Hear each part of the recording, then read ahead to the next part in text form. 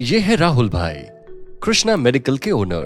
परेशान है, टेंशन में है, क्योंकि इनको एक प्रोडक्ट का ऑर्डर प्लेस करने के लिए डिस्ट्रीब्यूटर को बार बार कॉल करना पड़ता है कि प्रोडक्ट अवेलेबल है या नहीं, या फिर ऑर्डर के लिए राहुल भाई को डिस्ट्रीब्यूटर के सेल्समैन पर भी डिपेंड रहना पड़ता है, जो सप्ताह में 1-2 बार ही आता है। इतनी मेहनत के बाद भी कुछ प्रोडक्ट मिलते हैं और कुछ नहीं। जो प्रोडक्ट नहीं मिलते हैं उसके लिए फिर से नए डिस्ट्रीब्यूटर को ढूंढना और वापस ऑर्डर देना पड़ता है, और ये साइकिल चलता रहता है। रिजल्ट, कस्टमर उनको छोड़कर कहीं और से दवाई परचेज कर लेते हैं। अब क्या करें राहुल भाई? दूसरी प्रॉब्लम ये भी पता लगाना मुश्किल हो रहा है कि उन्होंने कौन सा प्रोडक्ट लास्ट टाइम किस रेट पे खरीदा था और किस डिस्ट्रीब्यूटर से खरीदा था, और उस पे डिस्काउंट या स्कीम क्या था। बहुत सी बार ऐसा हो रहा है कि कोई प्रोडक्ट किसी सप्लायर ने लास्ट टाइम 10% डिस्काउंट पे दिया था, लेकिन इस बार उसी सप्लायर ने सेम प्रोडक्ट पे केवल 5% डिस्काउंट दिया। हो सकता है कि कोई और डिस्ट्रीब्यूटर सेम प्रोडक्ट को और अच्छे डिस्काउंट देता, लेकिन राहुल भाई ये किससे पूछे। और इसी वजह से कभी कभी उनको ज्यादा रेट में प्रोडक्ट मिलते हैं, और इसकी वजह से कृष्णा मेडिकल का प्रॉफिट कम ज्यादा होते रहता है। जीएसटी आने के बाद क्या डिस्ट्रीब्यूटर सही प्राइस टू रिटेलर, जिसे हम पीटीआर कहते हैं, कैलकुलेट कर रहा है या नहीं? जैसे कि एक प्रोडक्ट पे 20% मार्जिन है, तो क्या जीएसटी टैक्स निकालने के बाद वो डिस्ट्रीब्यूटर 20% एक्चुअल मार्जिन दे रहा है या नहीं? कैसे पता करे एक्चुअल पीटीआर? राहुल भाई को अपने परचेज को ट्रैक कर पाना तो मुश्किल ही नहीं, नामुमकिन भी लगता है। बहुत सी बार कृष्णा मेडिकल पे डिमांड के समय पे प्रोडक्ट्स की शॉर्टेज हो रही थी, और कभी एक्सेस स्टॉक था जिसका डिमांड ही नहीं है, वो प्रोडक्ट पड़ा हुआ था। अब राहुल भाई करे तो क्या करे? एक और परेशानी, कौन सा प्रोडक्ट कब और कितना एक्सपायर होने वाला है और कितना ब्रेकेज है, ये तो बस भगवान ही जानता है। इसके अलावा राहुल भाई अपने रेगुलर पेशेंट को मेडिसिन के परचेज के लिए रिमाइंड भी नहीं करवा पा रहे हैं, क्योंकि उनको पता ही नहीं है कि कब और कौन से कस्टमर को वापस मेडिसिन खरीदना है।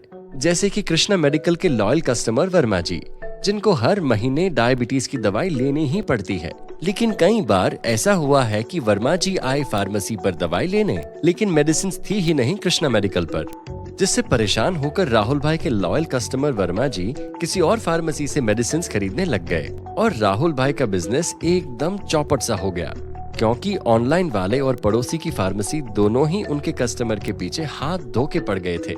पर गलती किसकी थी? इसके अलावा उनको schedule H end TB patient का रिकॉर्ड या रजिस्टर मेंटेन करना मुश्किल हो रहा है, जिसके लिए उनको कई बार ड्रग इंस्पेक्टर का फाइन भी भरना पड़ा था, और शर्म से सर भी झुकाना पड़ा। यहाँ तक कि एक बार तो फार्मेसी बंद करने की नौबत भी आ गई थी। रोज रात को फार्मेसी बंद करने के बाद सभी रजिस्टर बनाना कोई आसान काम थोड़ी है। इसके अलावा टीबी और शेड्यूल H1 पेशेंट्स की डिटेल्स की हार्ड कॉपी सालों तक संभालना मुश्किल हो रहा है।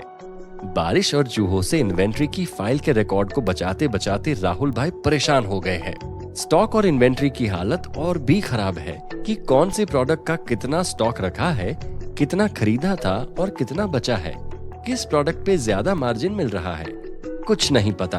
कभी पेशेंट को सस्ता या किसी प्रोडक्ट का सब्स्टिट्यूट देना हो तो राहुल भाई को पता ही नहीं चलता था, क्योंकि एक ही ब्रांड की हजारों सब्स्टिट्यूट अवेलेबल है। लेकिन सर्च कहाँ और कैसे करे राहुल भाई?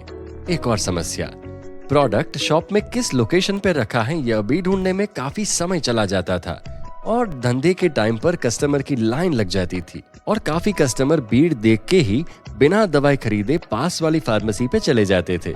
कृष्णा मेडिकल की एक और परेशानी है, 4 आदमी काम करते हैं दुकान पर किसने कितना सेल किया, कौन कितने बजे तक दुकान पे था, किसने कितना मेडिसिन बिना बिल पे बेचा, किसने कितना उधार रखा, किसने कितना डिस्काउंट दिया कस्टमर को, डिस्काउंट दिया भी कि नहीं। शाम को जब गल्ला मैच कराते तो हमेशा डिफरेंस आता है, पर किसको दोष दे? और ये सब कृष्णा मेडिकल का न केवल प्रॉफिट कम कर रहे थे, उनके आलस की वजह से कस्टमर भी अनहैप्पी थे, और इस सब में उधारी के कस्टमर को याद रखना मुश्किल हो रहा था, जिन पे काफी पैसे भी बाकी थे। पर राहुल भाई को याद नहीं कौन से कस्टमर का कितना उधार है। इसके साथ बहुत सारे प्रॉब्लम इनको हर महीने हैंडल करने पड़ते हैं, जैसे कि क्रेडिट नोट सेटल करना और उसका टैक्स रिफंड लेना, किस डिस्ट्रीब्यूटर का कौन सा क्रेडिट नोट बाकी है और कौन सा सेटल हो गया। अकाउंट्स और बैंक रिकंसाइलेशन तो जब चार्टर्ड अकाउंटेंट याद करता है तभी याद आता है। पार्टी पेमेंट, चेक बाउंस के अलावा जीएसटी का रिटर्न फाइल करने में तो राहुल भाई ने हजारों रुपयों का नुकसान करवा लिया था। और ये सभी स्टैट्यूटरी प्रोसीजर कृष्णा मेडिकल का कीमती समय ही नहीं, प्रॉफिट भी कम कर रहे थे। कभी कभी उनका सीए बोलता है कि राहुल भाई कृष्णा मेडिकल का सारा अकाउंट्स का रिकॉर्ड टैली में लाके दो। राहुल भाई सर पकड़ के बैठ जाते, कहाँ लाके दूं टैली में रिकॉर्ड, मैं तो सॉफ्टवेयर ही यूज नहीं करता हूँ। जब साल खत्म होता तो क्लोजिंग स्टॉक का वैल्यू कितना माल रखा हुआ है दुकान में, कितना आउटस्टैंडिंग है, कितना खर्च हुआ पिछले साल में, इसका कोई अनुमान कृष्णा मेडिकल के ओनर राहुल भाई को था ही नहीं।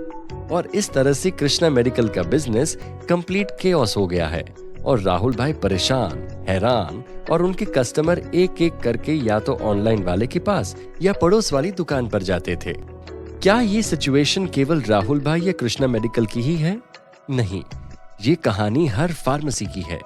अगर हाँ, तो पेश करते हैं सबसे अच्छा, सबसे एडवांस्ड एवं सबसे तेज सॉल्यूशन जो बदले आपकी फार्मेसी की दुख भरी कहानी और दे आपको सारी परेशानियों से छुटकारा। क्योंकि मेडिसिन सॉफ्टवेयर के साथ अब कुछ भी मैन्युअल नहीं, सब ऑटोमेटिक होगा।